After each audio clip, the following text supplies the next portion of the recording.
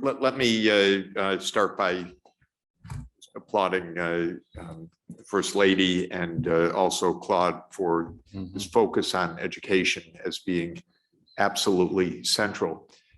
And to note that Secretary General Guterres announced in his agenda that next year would be, that education would be the focus of the UN work, and there will be a major conference in the middle of next year on global education. So I think the opportunity with Pope Francis, with all of the forces we can muster, with the UN system, with the breakthrough in Africa that Claude is leading, it's a great opportunity. And I think it can also clearly coalesce with the Reverend Barber's call on us to have a global Poor People's Campaign, where one of the first planks is our children have a place in school, all of them, and with the real opportunity. And that seems to me to be very practical, but we can convey, I will convey to the Secretary General our interest in supporting that effort next year as a centerpiece. I think we all agree that and Marcelo, Marcelo made the point also. Marcelo, are you still there? Yeah, your camera's down, but I know you're there. We have a lot of leadership on education that we can pull together and really make this a central theme of our work. And I'll just make one final remark that the head of education for UNESCO, Stefania Giannini, is former Minister of Education for Italy and a great friend of the Pontifical Academy, and absolutely ready to work closely with us. Dr. Sack. Oh, please. Brother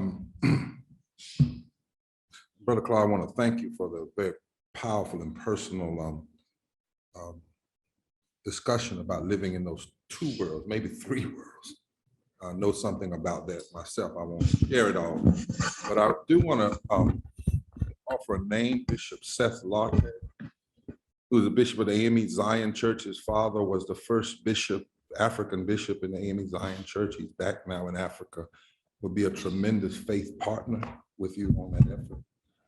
And Brother Sachs, I would like to say in terms of education in the United States, you know, once again, we got to deal with this resegregation, because it's not just the segregation of bodies, it's the segregation of budgets, segregation of curriculums, the segregation of teachers. It is that we still fund schools through property taxes. So if the properties are low value, then the schools are low value, and that's an American issue. And I'd love to figure out how to also take that true African concept into some of the poorest areas in the state where people are not getting higher education. Lastly, Anita, I want to work more closely with you when we get back home, because I think we believe from the state up, you got to build that true change doesn't come from DC down, it comes from the states up. And to my First Lady from Louisiana, she's still on. I am so glad to hear that you and the Monsignor got around on this issue of trafficking. And I would also like to hopefully visit your state to talk about another trafficking that's going on, that's destroying the lives of children and women. And that is the trafficking in of chemical companies in cancer alleys. When I'm down there and I watch these babies that have these poisonous plants put right across the street from them, and I visit homes where they've lost 4 and 5 members of a family, talk about death in 1 month.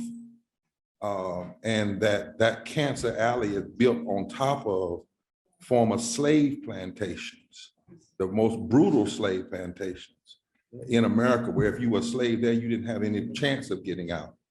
And yet that slave land is still producing death. And so I'd love to come with Al Gore and some others and some of the people from those parishes. I'd say to the Monsignor, your people in those parishes, St. John Parish, St. James Parish that have never had a real focus of the church on their pain, because those companies, those chemical companies pay off politicians, black and white, Democrats and Republicans, but they produce death. And I love my dear sister saying you're pro-life. What did you say? Pro-life and Pro-life for the whole life. And so because that is, and I wonder how many of those babies are being snatched up in human trafficking too, in Cancer Alley, that goes so I look forward to coming down and talking with you and meeting in St. James Parish, and maybe the Monsignor, maybe one day even Holy Father will come down to Cancer Alley. We said one time, anybody that goes to 1600 Pennsylvania Avenue that has not visited Cancer Alley really doesn't deserve to be there. So there's a lot of people that have been in our White House that don't deserve to be there. Because if you can't deal with that pain in St. John and St. James's Parish, we question whether you really care about life, because those folk are dying slow deaths every single day. So I look forward to hopefully meeting with you, and glad to have met you at this forum.